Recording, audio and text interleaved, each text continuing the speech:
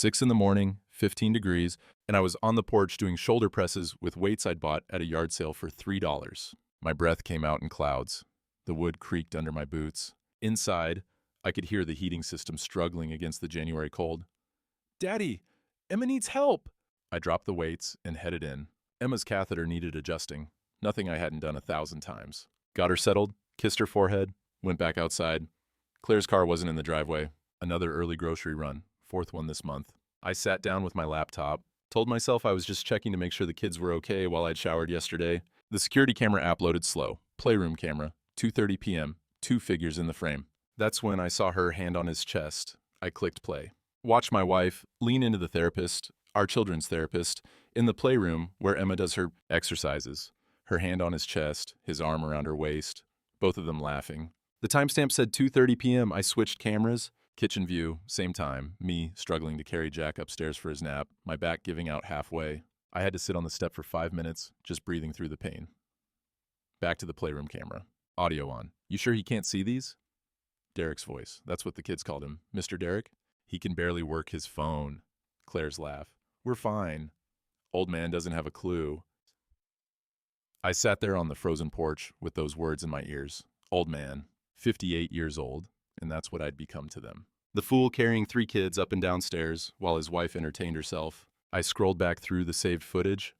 Found another day. Another. 3 weeks of evidence, maybe more. Different angles. Different times. Always when I was at the kids' physical therapy appointments downtown, or when I thought everyone was napping. "Daddy, can we have breakfast?" Emma's voice from inside. I closed the laptop. My hands were shaking. Had to go in there and flip pancakes and cut everything into small pieces and pretend the world hadn't just split open. Claire came home at 9 that night, kissed my cheek. I flinched without meaning to. "You okay?" she asked. "Tired. Long day." "You're always tired." She said it like an accusation. Then softer. "Derek's coming by tomorrow at 2 for the kids' session." How long has Derek been their therapist? I thought we had someone else."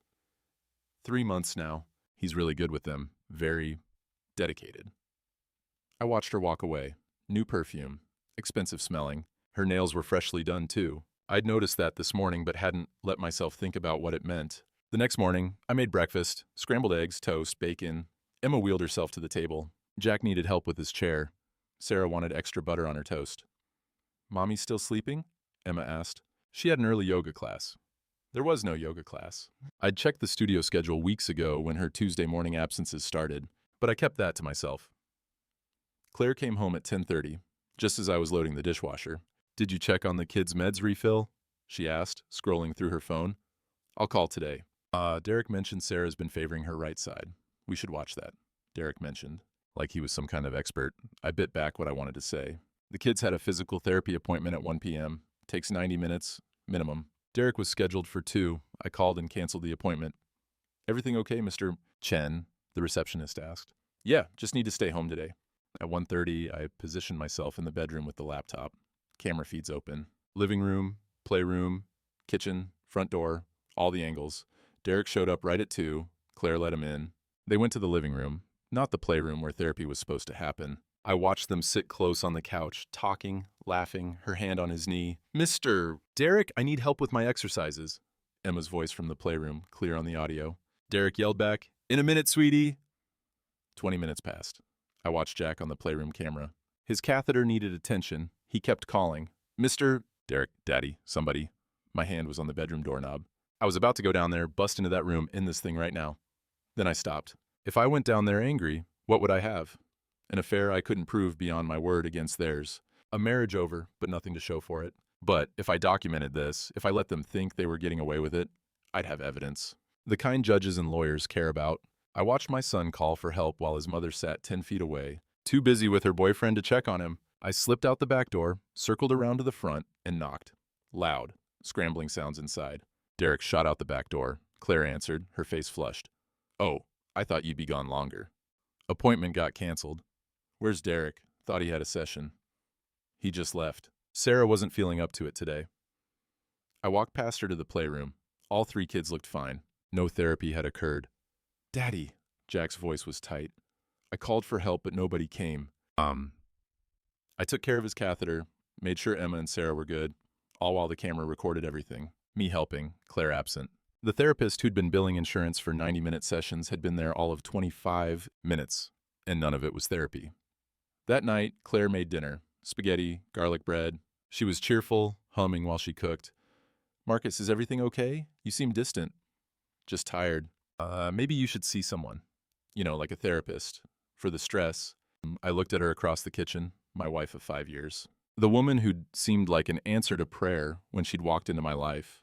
The ER nurse who was so patient with my kids, so capable, so loving. I didn't know this person at all. "Maybe you're right," I said. "I'll think about it." That night, I watched her text on a phone I wasn't supposed to know about. Small thing, cheap plastic, kept hidden in her purse. I'd found it 2 weeks ago when looking for insurance cards. She thought I was asleep. She was smiling at the screen. Across the street, Pete Richardson's porch light was on. He was sitting in his usual spot, coffee cup in hand, watching. Our eyes met through the window. He raised his cup slightly. A salute? Or maybe just acknowledgement. Pete had been my neighbor for 12 years. Quiet guy. Kept to himself mostly. But I'd caught him watching the house lately, watching Derek's truck come and go. I wondered what else Pete had seen. I waited 3 days, watched more footage, built the case in my head, but I couldn't do it anymore. Couldn't lie next to her at night, knowing what I knew. Friday evening, after the kids were asleep, I asked her to sit down. "Claire, we need to talk." Her face went careful. "About what?" "About us. About the distance between us. About Derek." She stood up immediately. "What about Derek?" "Sit down, please." She sat, arms crossed. "I feel like you're unhappy," I said, choosing my words like I was walking through a minefield. Like maybe there's something going on I should know about. "Are you accusing me of something?" "I'm asking if everything's okay. With us, with you and him." Her face crumpled. Tears came fast. "God, Marcus, I'm sorry. I'm so sorry." My heart jumped. Maybe this was it. Maybe she'd confess, we'd work through it, save the family. "It's just been so hard," she said. "The kids, the constant care, the exhaustion. And you're always tired, always stressed. I feel invisible. Derek's he's been a friend. Someone to talk to." "Just talk?" "Yes." She grabbed my hand. "Just talk. I know how it must look, but Marcus, I married you. I love you. I just got lost for a bit. Has anything physical happened?" "No. God, no. But I can see how it could go there if I'm not careful. So I'll stop. I'll end whatever this friendship has become. We'll find a new therapist for the kids." She was crying harder now. "I don't want to lose you, or the kids. I need you to be patient with me, to help me remember why we fell in love." I wanted to believe her. Wanted it so bad I could taste it. "Okay," I said. "We'll work on it." She kissed me, held me. That night, for the first time in months, we were intimate. She fell asleep in my arms. I stared at the ceiling until dawn. The next 3 days were different. She was present. Helped with the kids' breakfast, sat with us during dinner, laughed at my stupid jokes, touched my shoulder when she passed. On Tuesday, she even helped give Jack his bath. I hadn't seen her do that in a year. I wanted to believe it was real. Wednesday afternoon, I was looking for aspirin. Cabinet under the bathroom sink. Moved a box of tampons aside. A phone clattered onto the tile. I stared at it. Didn't want to pick it up. If I picked it up, I'd know for sure, and knowing for sure meant I couldn't pretend anymore. I picked it up. No password. Why would there be? I wasn't supposed to find it. 47 unread messages, all from D. I opened them. "Baby, I miss you. 3 days is forever. And Tuesday, 6 p.m. He'll be at PT with the kids. We have the house. Old man actually apologized to me. LOL, can you believe? Don't worry. I'm playing the sad wife perfectly. 3 more months, and we can file, get the settlement, start our life." The shower shut off. Claire would be out in seconds. I took photos of the messages with my own phone, put hers back exactly where it fell, stood up, looked at myself in the mirror, exhausted. Gray at the temples. Lines around my eyes from squinting at small print, hands rough from years of construction work and now from constant lifting. "Old man." Claire came out in her towel. "What are you doing in here?" "Looking for aspirin. Headache. Want me to make you some tea?" I looked at her, really looked. The woman I'd thought she was had never existed. "No thanks. I'm fine." That night, I couldn't sleep. Every time I closed my eyes, I saw those messages. Start our life. Like I was just an obstacle to be removed. Like my kids were just access to money. Thursday morning, Claire left early. "Running errands," she said. The kids were at her sister Linda's for the afternoon. I had the house to myself. I went to her closet. Found the file box I'd seen once but never opened, small padlock. I used a paper clip, Old construction worker trick. Inside, a manila folder labeled Marcus Documentation. Pages of handwritten notes, dates, times, incidents. Feb 3, raised voice at Jack for spilling juice. Anger issues. Feb 17, forgot Sarah's evening meds. Cognitive decline. March 2, found him crying in bathroom. Unstable. Every time I'd been human, tired, frustrated, overwhelmed, emotional, she'd been taking notes. Building a case. There were pediatrician reports I'd never seen. Dr. Levin, the kid's doctor. Father exhibits anxiety around children's care, possibly overprotective to concerning degree. I'd never been to those appointments. Claire always went alone. Said it was easier with one parent. Draft legal papers. Petitioner requests emergency custody due to father's deteriorating mental state. Insurance documents showing Derek's billing, $47,000 in 3 months. His signature, licensed physical therapist with credentials I didn't recognize. Financial papers from the kid's settlement, $800,000, structured payments. Claire listed as co-guardian, and a sticky note in her handwriting. Dr. Levin, tell him M has depression, won't seek treatment. I photographed everything, every page. Then put it all back exactly as I'd found it. I was sitting in the kitchen when Claire came home, shopping bags in her hands. I bought steaks for dinner, thought we could have a nice evening. Sounds good. Where are the kids? Linda's having so much fun with them. I might leave them overnight. Give us some alone time. She smiled. Unless you think that's a bad idea? My blood went cold. Kids away overnight. Derek could come over. No, that's fine. We could use the time. She kissed my cheek. Hummed while she unpacked groceries. That night, I didn't sleep at all. Monitored the cameras from the bedroom. Door locked. At 11 p.m., Derek's truck pulled up 3 houses down. I texted Pete next door. You still awake? Always. You okay? Can you come over? Need to talk. Back door. 5 minutes later, Pete was in my kitchen. 76 years old, moving slow, but his eyes were sharp. Son, he said, I've been waiting for you to ask. Pete sat at my kitchen table with a notebook. Small thing, spiral bound, the kind you'd pick up at a dollar store. He opened it to the first page. November 18th, Derek Lawson's truck, license plate GHT 4721, parked behind your garage. 10:15 a.m. to 2:40 p.m., you were at the kids' therapy appointment downtown. He flipped the page. November 22nd, same truck, 11 a.m. to 3:10 p.m. Mrs. Chen left house at 10:45, returned at 3:15, 5-minute gap. Page after page. Dates, times, license plates. 3 months of observations. Why? I asked. Pete looked at me with eyes that had seen too much. I lost my daughter 20 years ago. Bad marriage. I saw the signs, didn't say anything, thought it wasn't my place. He closed the notebook. I won't make that mistake twice. Pete, I don't know what to... Don't thank me yet. We're going to need more than my notes. He pulled out a business card. My niece, Maria, legal aid attorney. She owes me her whole life. I raised her after her parents died. She'll take your case. Well, I can't afford. Pro bono. We're family, far as she's concerned. Tuesday morning, 9 a.m., someone knocked on my door. Derek, wearing his gym clothes, smiling like he owned the world. He held a manila envelope. Official delivery for Marcus Chen. I took it. What is this? Claire thought it would be easier if I brought them. Professional courtesy. I ripped it open. The first page made my vision swim. Petition for legal separation and emergency temporary custody. Claire appeared from the bedroom. Wouldn't look at me. I scanned the document. Father's untreated depression, paranoid behavior, documented concerning incidents, references to professional evaluations from therapist and pediatrician. She wanted the house, custody, child support from the settlement. Derek leaned against the door frame. Nothing personal, man. Just what's best for the kids. You should probably get a lawyer. Hearings in 3 weeks. I looked at my children in the playroom. Emma was watching everything, her face tight with worry. You need to leave, I said. Both of you. This is Claire's house too, buddy. I stepped closer. But I said leave. Now. Claire pulled Derek toward the door. Let's give him space to process. They left together. In her car. Obvious where they were going. I sat with the kids. Explained that Mommy and Daddy were having disagreements, but it had nothing to do with them. Are you going away, Daddy? Emma asked. Not if I can help it, sweetheart. That afternoon, I called 3 lawyers. None took payment plans. All wanted $5,000 up front. My bank account had $847. I called the number I'd been avoiding for 15 years. Dorothy, it's Marcus. Silence. Then, what do you want? I need help. The next morning, I called Dr. Levin's office. I'd like copies of my children's recent evaluations. The receptionist, Joanne, sounded confused. Of course.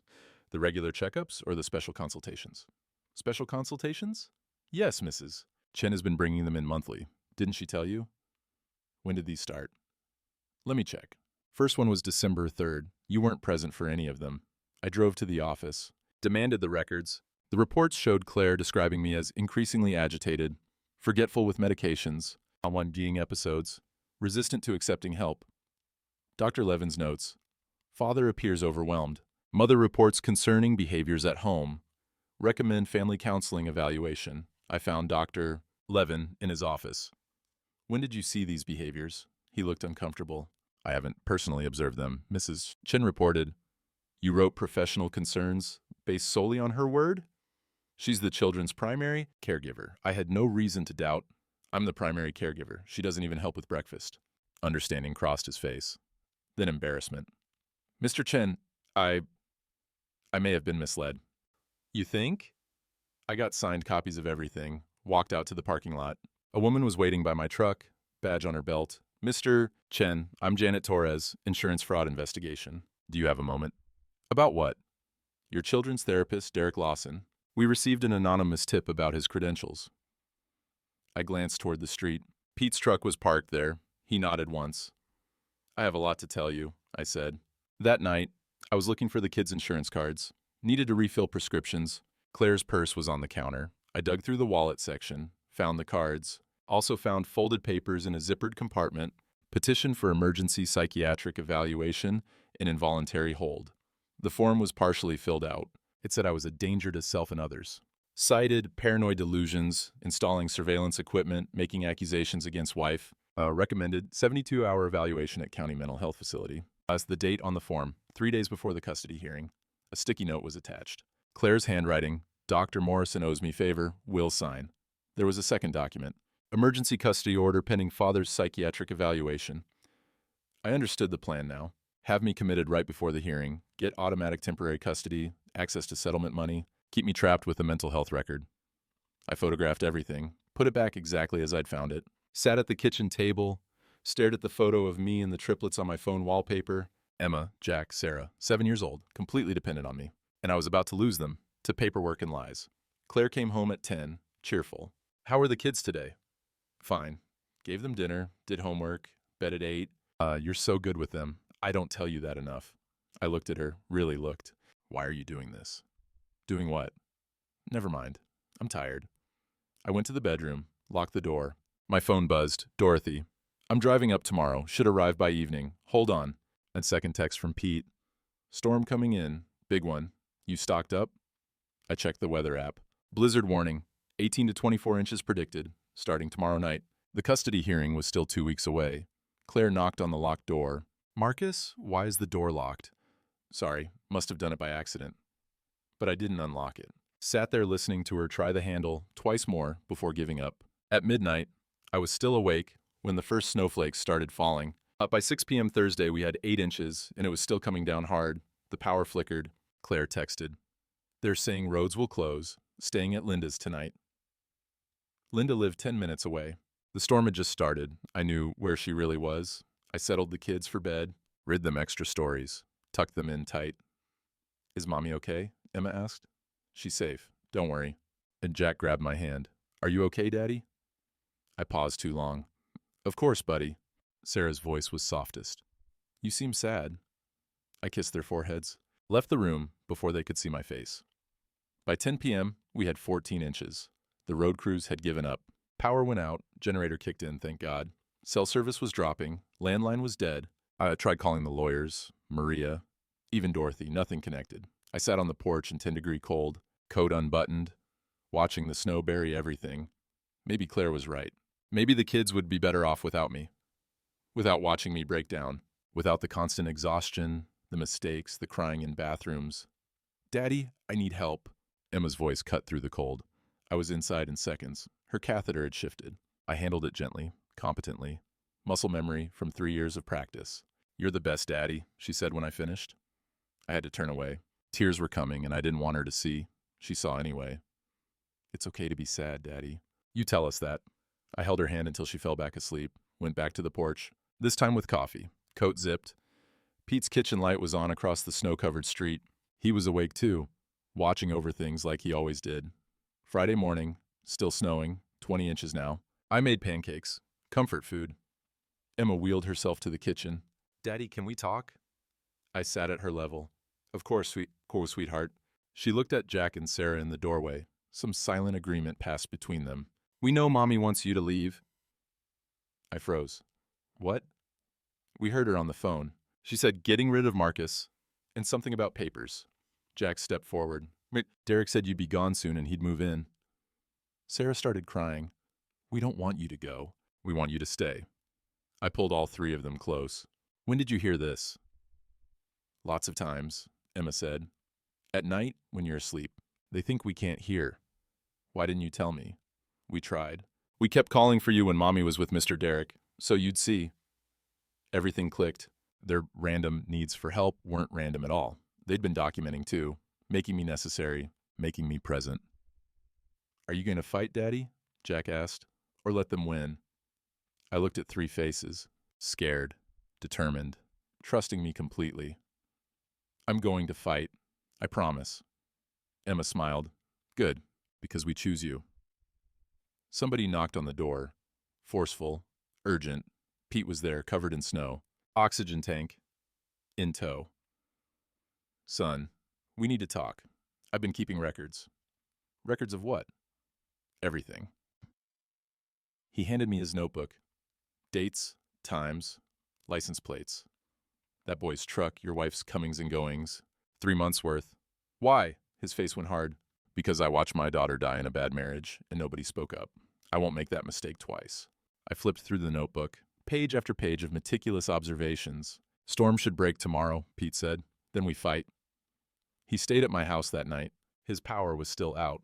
We sat at the kitchen table. My photos spread out next to his notebook, next to the custody papers. "My niece, Maria's a legal aid attorney," Pete said. "She owes me everything. I raised her after her parents died. I can't afford. She'll take it pro bono. Call it family debt." He picked up the landline, working again, and dialed. "Maria? It's Uncle Pete. I need you." Conference call.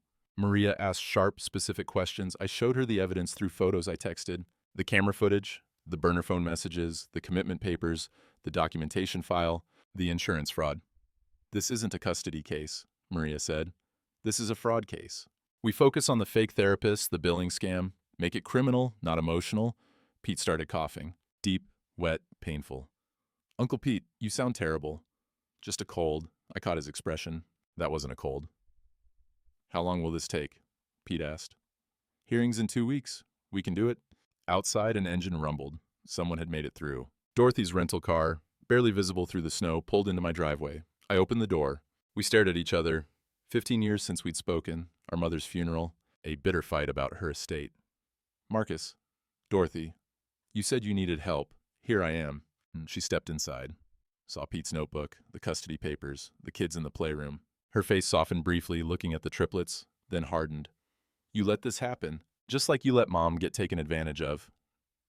"That's not fair." She dropped 2 file boxes on the table.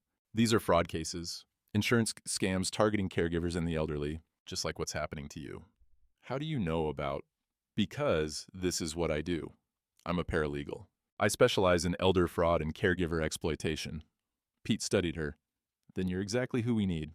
And Dorothy looked at his oxygen tank, at my exhausted face, at 3 worried children watching from the doorway. "Okay," she said. "Let's get to work. But after this, we talk about Mom." I nodded. Family healing could wait. Survival came first. Saturday afternoon, the snow stopped. 24 inches total. The plows were working main roads. Residential streets would take days. But something had shifted. I wasn't alone anymore. We had 2 weeks to save my children. And I had a family, not the one I'd married into, but the one that showed up in a blizzard. Sunday morning, the coffee was too strong. Pete made it the way he always did. Postal worker strong, he called it. We sat around my kitchen table like we were planning a war. Which, I guess we were. Maria was on speakerphone. "Uncle Pete, they'll attack your credibility. You need to be ready." I'm a dying old man who watched his neighbor love his kids," Pete said.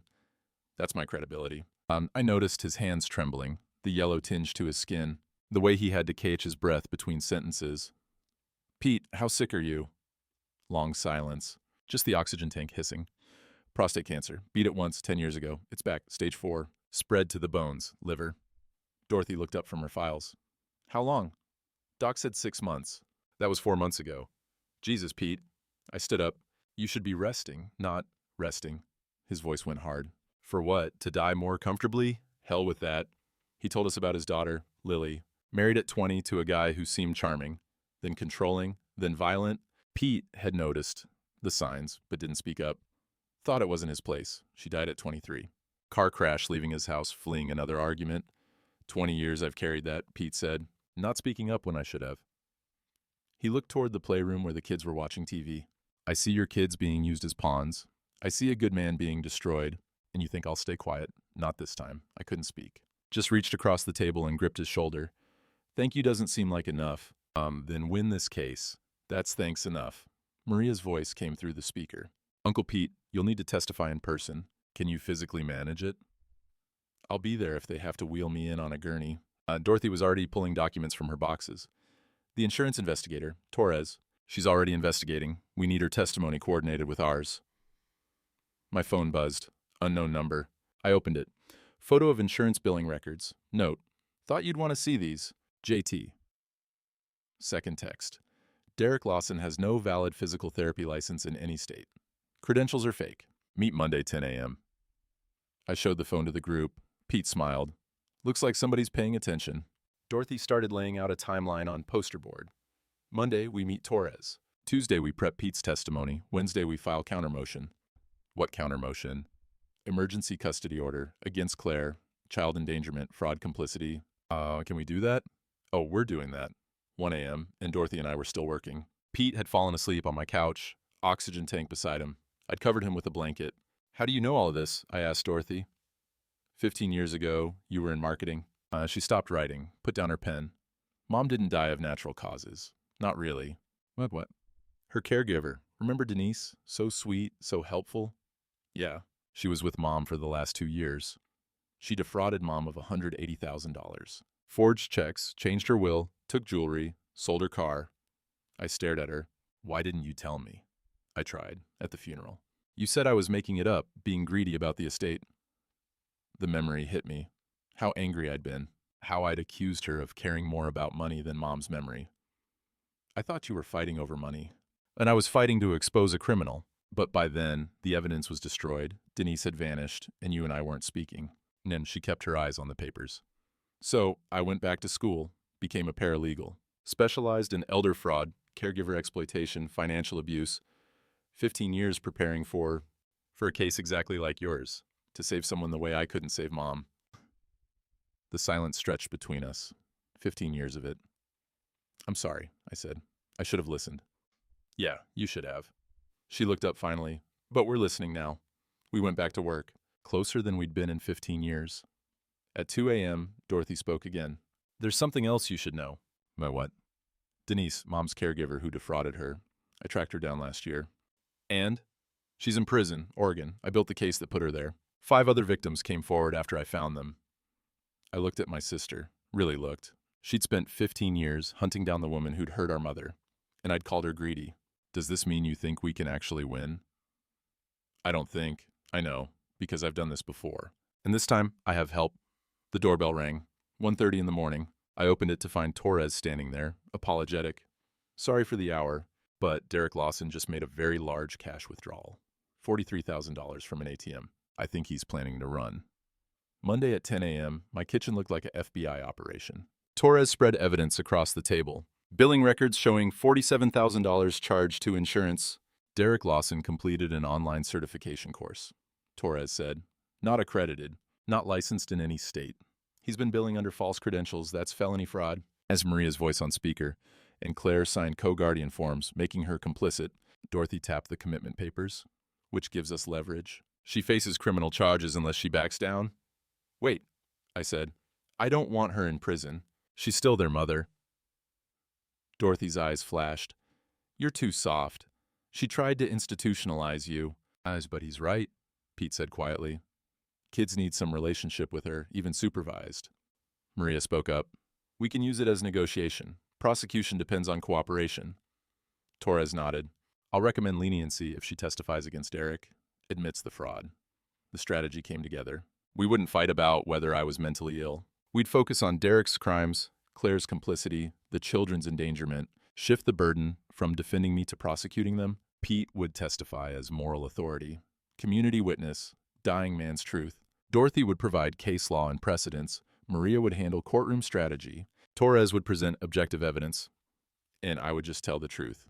We filed a counter motion today, Maria said. Emergency hearing request. Flip the script. My phone rang. 2 a.m. that night. I'd finally fallen asleep in my chair. Maria.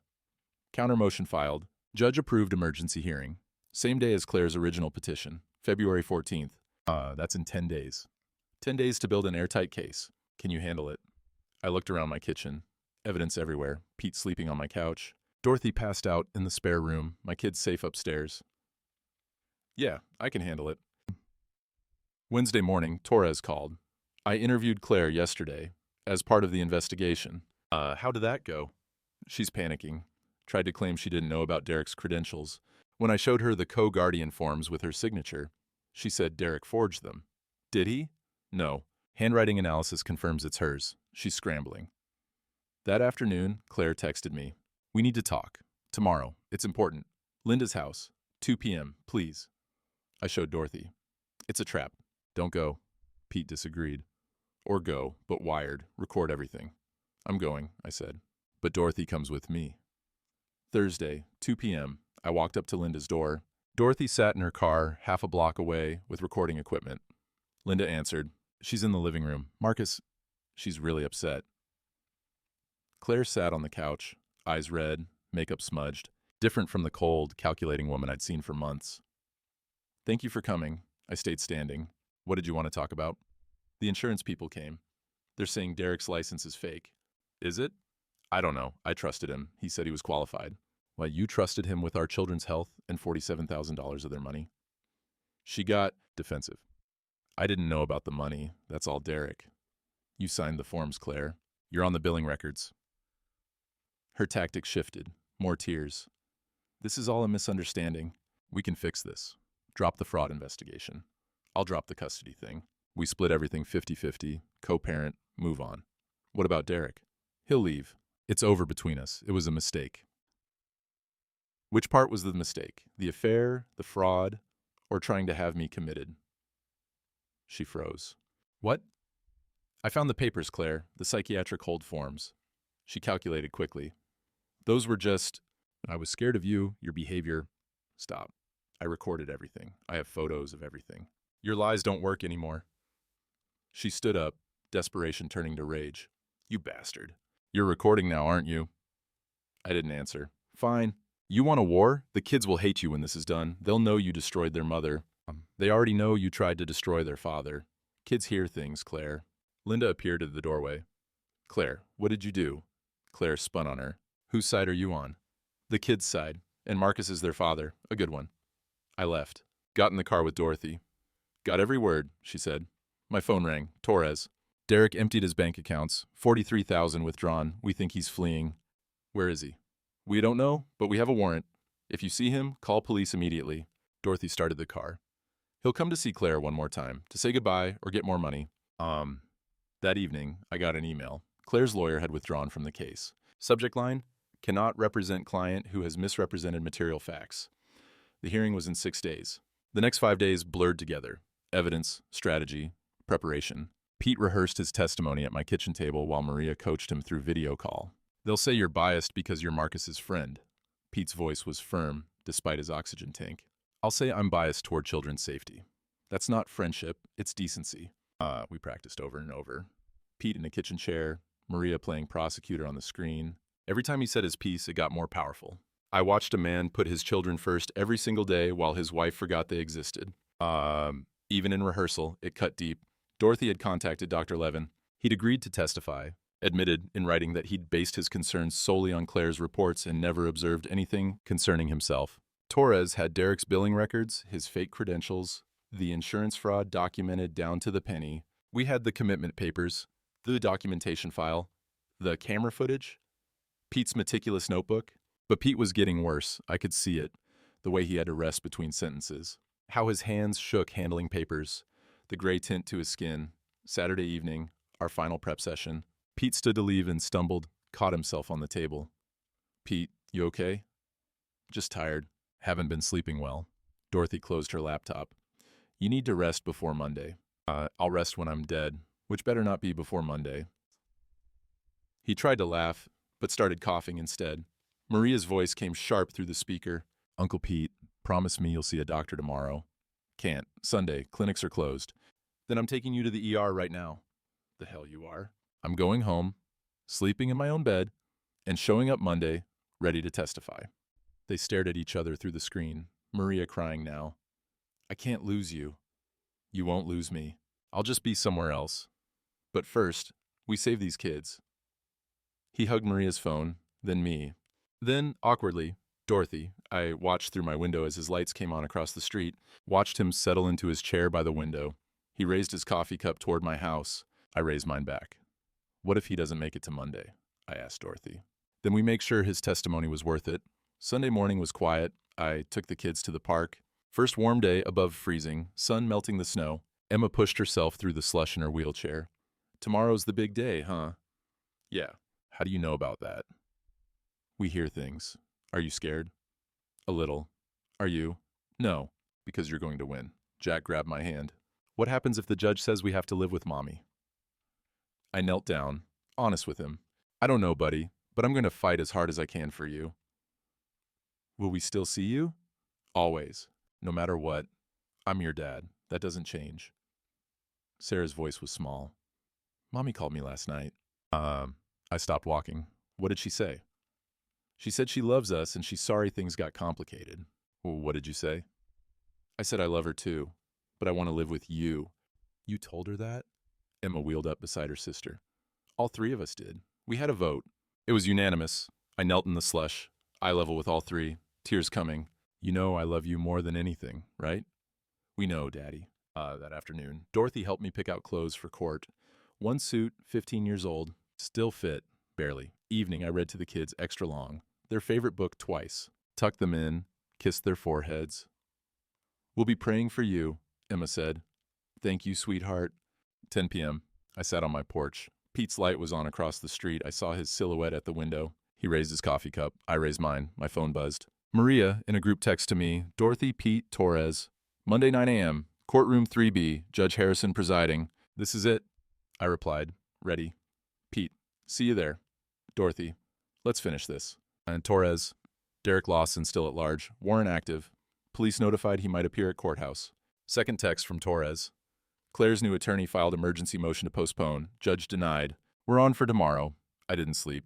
Lay there staring at the ceiling, thinking about everything that led to this moment. The accident 3 years ago. The drunk driver who destroyed my children's legs and our family's future. The settlement that was supposed to help them. Claire, who'd seemed like a blessing. Derek, who'd seemed professional. All the small signs I'd missed or ignored. At 3 a.m., I checked the cameras.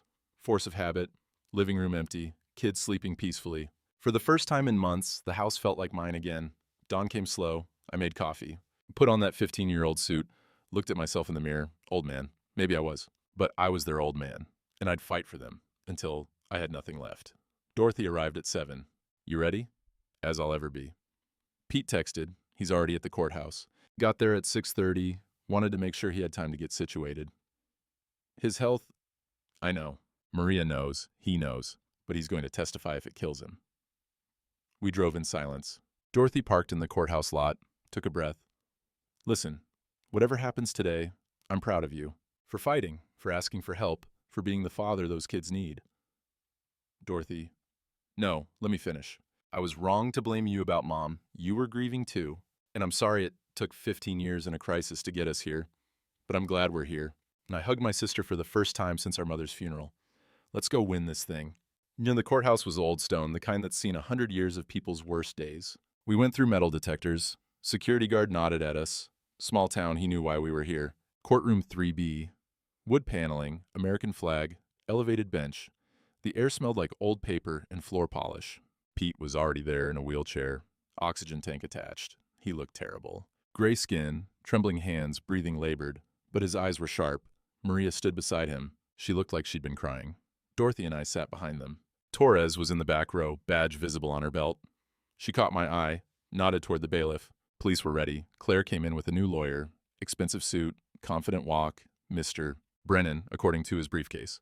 Then Derek walked in, sat right behind them. I grabbed Dorothy's arm. He showed up. Arrogance, she whispered. He doesn't believe he'll actually be arrested. The bailiff's hand moved to his radio. Quiet communication. All rise. Honorable Judge Harrison presiding. Judge Harrison was a woman in her 60s, gray hair, sharp eyes, reputation for no-nonsense rulings. She looked at the packed courtroom and frowned. We're here for emergency custody determination in Chen versus Chen. This is family court, people, not entertainment. Bailiff, clear the spectators except for immediate family and official witnesses. Half the room filed out. Linda, Claire's sister, stayed. Some church ladies, Pete's neighbors. Judge Harrison reviewed the file. Mrs. Chen, you've filed for emergency custody based on father's mental health concerns. She flipped pages. Mr. Chen, you filed counter motion based on fraud and child endangerment? She looked up. This is unusual. Typically, these are separated into family court and criminal court. Maria stood. Your Honor, they're inseparable. The alleged mental health concerns are fabricated as part of the fraud conspiracy. Mr. Brennan jumped up. Your Honor, that's inflammatory speculation. I'll decide what's inflammatory. Both sides will present evidence. Mrs. Chen, you filed first. Begin. Mr. Brennan called Dr. Levin. My stomach dropped. They got to him first. Dr. Levin took the stand. Sworn in, he looked uncomfortable. Dr. Levin, you're the pediatrician for the Chen triplets? Yes. And you filed concerns about Mr. Chen's mental state? I documented concerns based on information provided by Mrs. Chen. On what specific concerns? She indicated he was forgetful with medications, had anger outbursts, exhibited paranoid behavior. Did you find these concerning? At the time, yes. Which is why I documented them. Mr. Brennan smiled. No further questions. Maria stood for cross-examination. Dr. Levin, how many times did you personally observe these behaviors? He hesitated. I didn't personally observe them. So your professional opinion was based entirely on Mrs. Chen's word? She's the mother. I had no reason to doubt her. Did you ever ask Mr. Chen about these alleged behaviors? No. Mrs. Chen came to appointments alone. Isn't that unusual for the primary caregiver to not attend children's appointments? In retrospect, yes. Maria pulled out a document. Doctor, have you since learned that Mrs. Chen may have misrepresented facts to you? That's become apparent, yes. No further questions. Judge Harrison looked at Dr. Levin. You may step down. Next witness. Maria stood. We call Janet Torres, insurance fraud investigator. Torres took the stand. Professional, calm, matter-of-fact. Maria walked her through the evidence. Billing records. $47,000 in 3 months. Derek's credentials. Online course, not accredited, not recognized by any state licensing board. Ms. Torres, in your professional opinion, is this fraud? This is felony insurance fraud. Brennan objected. Your Honor, Mr. Lawson is not party to this custody matter. Maria didn't miss a beat. He's the man Mrs. Chen wants around these vulnerable children. His criminality is absolutely relevant. Overruled. Continue. Torres kept going. Mrs. Chen signed co-guardian authorization forms for billing purposes. She's complicit in the fraud. Murmurs in the courtroom. Claire whispered urgently to Mr. Brennan. Additionally, Torres said, we've discovered Mr. Lawson has been treating disabled children without proper licensing, which constitutes child endangerment under state law. Judge Harrison leaned forward. Mr. Lawson, stand up. Derek stood slowly, cocky expression faltering. You're aware there's a warrant for your arrest? Color drained from his face. What? Bailiff, detain Mr. Lawson. Police will take custody after we conclude. The bailiff moved fast. Handcuffed Derek right there. This is bullshit. I didn't do anything wrong. Lawson, you'll have your day in court. That day is not today. She banged her gavel. Remove him. Derek was escorted out, yelling about his rights. Claire had her head in her hands. Mr. Brennan was frantically consulting his notes. Mrs. Chen, Judge Harrison said, do you wish to continue this custody petition? Mr. Brennan stood. Your Honor, may I have a moment with my client? 30 minutes. We reconvene at 11. And in the hallway, Mr. Brennan cornered Claire. I couldn't hear everything, but his body language was clear. Angry. Betrayed. You lied to me about the fraud, about Derek's credentials, about the co-guardian forms. But Claire's voice rose. I didn't know. You signed the forms. You knew enough. I can explain. I'm withdrawing. I cannot represent you when you've lied about material facts.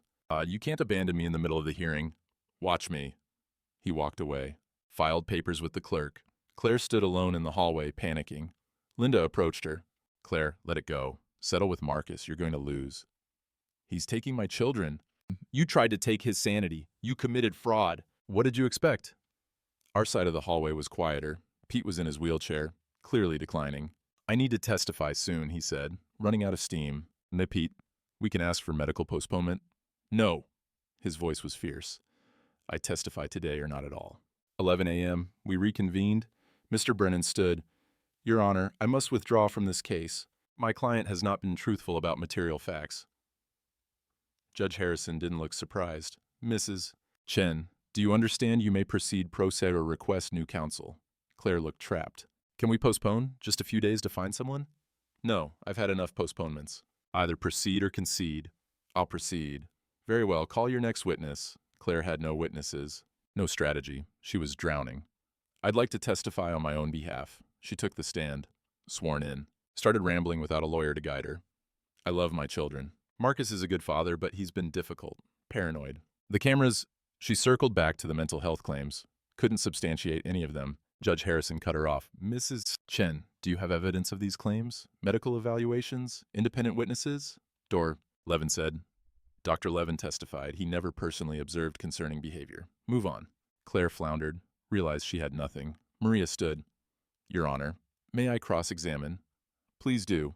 Mrs. Chen, did you sign forms naming Derek Lawson as co-guardian for insurance purposes? Yes. But did you know he wasn't licensed? No. I trusted. You never checked his credentials before giving him access to your disabled children? Silence. Did you participate in a plan to have Mr. Chen involuntarily committed to a psychiatric facility? I was scared. As Maria produced the commitment papers. Are these your initials? Your handwriting on the sticky note?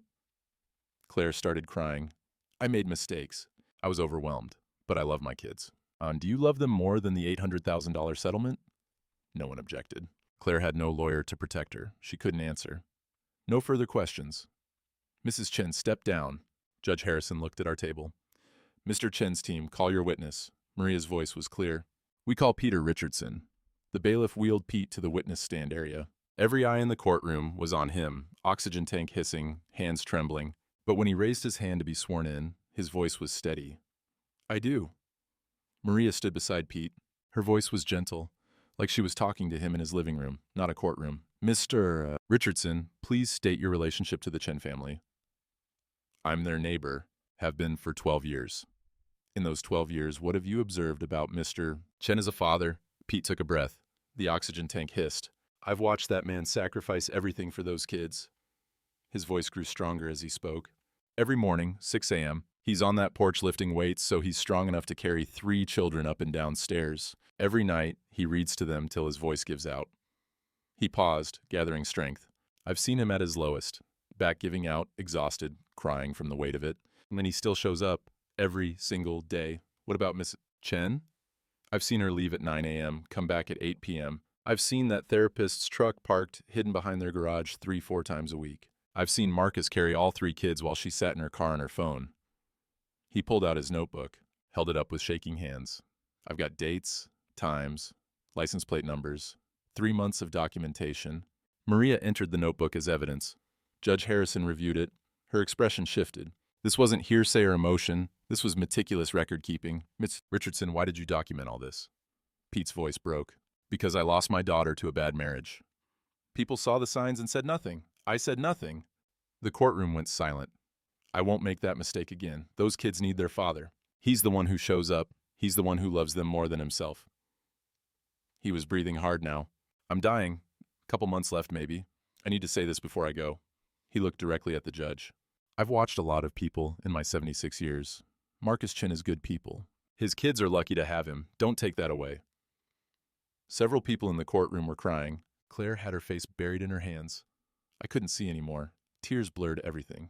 Thank you, Mr. Richardson. Maria's voice was thick. No further questions.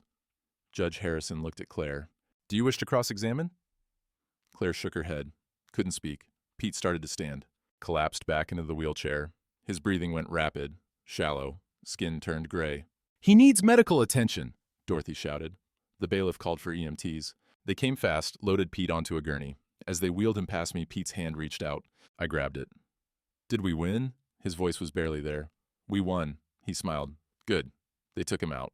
The courtroom was chaos. Judge Harrison called a recess. I rode in the ambulance, held Pete's hand the whole way. Dorothy stayed to hear the verdict. At the hospital, they stabilized him, got him breathing steady. But the doctor pulled me aside. He's not going home. Maybe a week, maybe less. I know. He pushed himself too hard today. He had to. There were kids depending on him. The doctor nodded. He's a good man. The best, Dorothy called at 2 p.m. Get back here. Judge is ready to rule. I got back to the courtroom by 2:30. Pete was stable, sleeping, in good hands. Judge Harrison was already on the bench. Let's proceed. She looked at both sides. I've reviewed all evidence. This is clear-cut. Mr. Chen, you are granted full legal and physical custody of Emma, Jack, and Sarah Chen. The air left my lungs. Mrs. Chen, you are granted supervised visitation, 2 hours weekly, pending completion of family counseling, and Claire was crying silently. The fraud investigation will proceed separately. Mrs. Chen, you face potential criminal charges for insurance fraud conspiracy. However, given your cooperation potential, and assuming you testify against Mr. Lawson, I'll recommend leniency. She looked at the financial documents. The settlement funds, all $800,000, are to be placed in irrevocable trust for the children's benefit. Neither parent may access except for direct child-related expenses, approved by court-appointed trustee. Additionally, the fraudulent billing funds recovered, $47,000, plus damages, will be added to the trust. She looked directly at Claire. Mrs. Chen, you nearly destroyed a good man and endangered your children for greed. You're fortunate Mr. Chen doesn't want you imprisoned because you deserve it. This court stands adjourned. The gavel came down, final, decisive. Dorothy hugged me, Maria was crying, Linda came over and apologized. I couldn't feel anything yet, just numb. I called the hospital. How is he? Stable? Asking for you? I got there by 4. Pete was awake, oxygen mask on. He pulled it off when I came in. We won? We won. Full custody. Good. His smile was weak but real. I can rest now. Rest. I'll be here. No, go home. Be with your kids. That's where you belong. Pete, go. I'll see you tomorrow. The nurse caught me in the hallway. He's not going home. The testimony took everything he had left. How long? Days, maybe a week. I visited every day. Brought the kids Tuesday. Pete's face lit up when he saw them.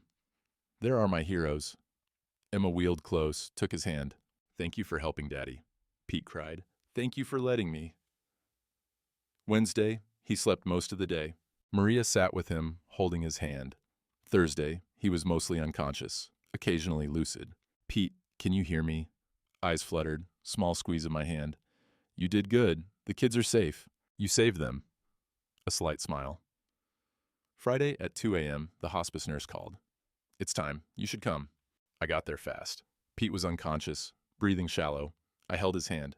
It's okay. You can let go. You did everything you needed to do. At 3:17 a.m., Pete Richardson passed away. I sat there holding his hand, crying like I hadn't cried since my first wife died. Thank you, my friend.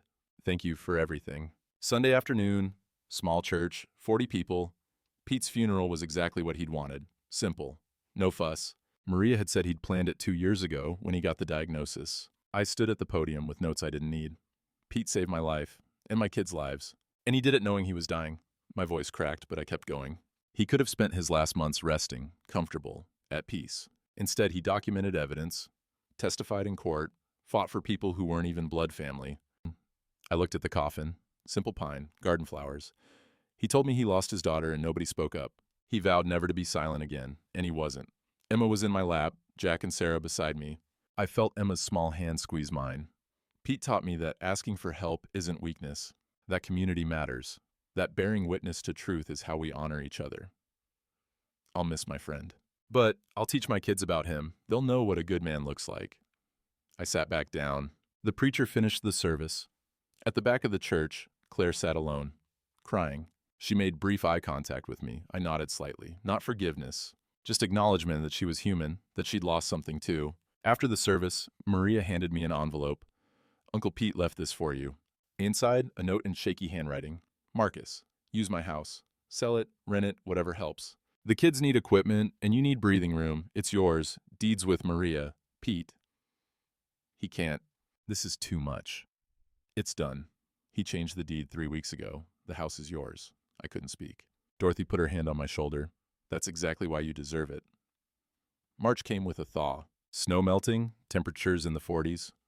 1 month since the hearing.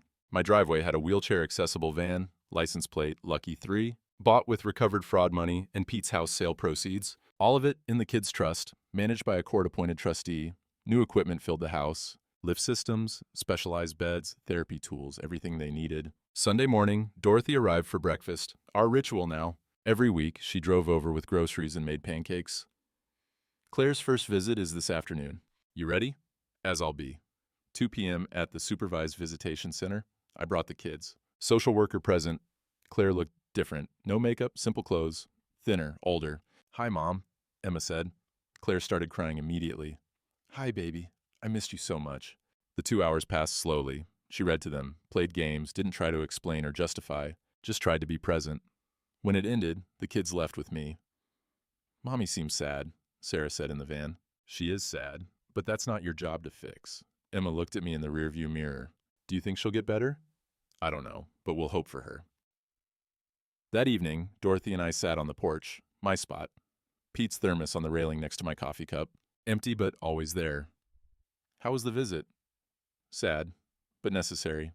The kids need to know their mom, even after everything, especially after everything.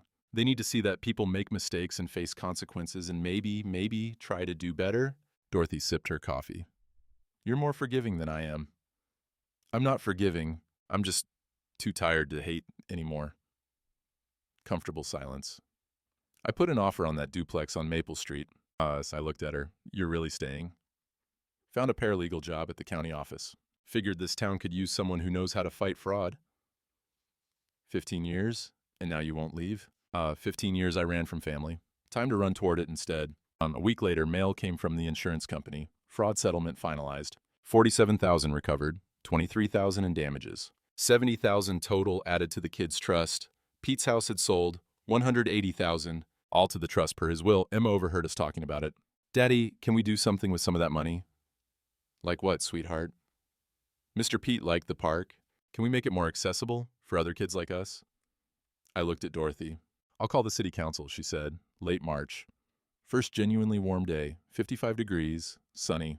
I loaded the kids into the van. Pete Park Day. That's what we called it now. The local park where Pete used to walk. The city had agreed to install accessible equipment. Work was already starting. New paved paths, adaptive swings, ramps instead of stairs. Emma wheeled herself along the smooth path. This is so cool, Daddy. Jack and Sarah were on the swings laughing. Other families there. Some waved. No more whispers. Just neighbors. Emma did her arm exercises on the new equipment. Therapy homework. You don't have to do those on our fun day. I want to. I want to get stronger. Sarah was singing an old country song I'd taught her. Pete's favorite. I sat on a bench, watching them. My kids, safe, happy, mine. Emma wheeled over. Daddy? Yeah, sweetheart. I love you, and I'm glad we have you. I'm glad I have you too, all three of you. We're lucky, aren't we? I looked at 3 faces. These kids who'd been through hell and came out strong, who'd protected me when I should have been protecting them, who'd chosen me when the world gave them a choice. Yeah, baby, we're lucky. That evening, Dorothy made Sunday dinner. Our tradition now. I sat on the porch with coffee. Pete's thermos beside mine on the railing. My phone buzzed. Claire, thank you for letting me see them today. I know I don't deserve it. I stared at the message. Didn't reply immediately. Would think about it. But not today. Dinner's ready, Dorothy called. Kids are starving. I stood, touched Pete's thermos briefly, whispered, Good evening, friend. Went inside to the sound of children's laughter and Dorothy burning something on the stove in life. Continuing forward, not healed, but healing. Not happy, but hopeful. Not perfect, but home. Some mornings I still make 2 cups of coffee out of habit.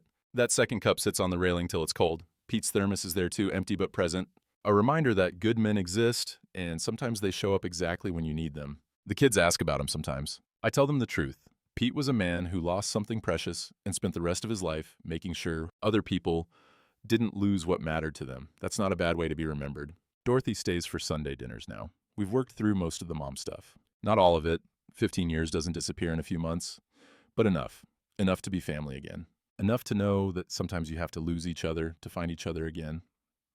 Claire's in therapy. Making slow progress, the social worker says. The kids see her every week. It's awkward and sad and necessary. They need to see that people can break and maybe, if they do the work, start to heal, even if it takes years, even if forgiveness isn't guaranteed. I don't know if I'll ever forgive her, but I don't hate her anymore. Hate's too heavy to carry when you're also carrying 3 kids up and down stairs. The park opened last week. Pete Richardson Memorial Playground. Accessible equipment, smooth paths, a bench with a plaque. He bore witness when others looked away. Emma read it and asked what it meant. I told her some people see trouble and turn away because it's easier. Pete saw trouble and moved toward it because it was right. Like you did, she said. You saw we needed help and you asked for it. Smart kid, smarter than her old man. Spring mornings now, I still lift weights on the porch, but not every day. Some days I just sit with coffee and watch the sunrise and thank God for neighbors who keep notebooks, sisters who know the law, children who choose love, and dying men who spend their last breath on truth. I'm 58 years old, got gray hair and a bad back, and 3 kids who need me. Some people would call that a burden. I call it lucky. And every morning, I raise my coffee cup to an empty porch across the street and whisper, "We're doing okay. Pete, we're doing okay."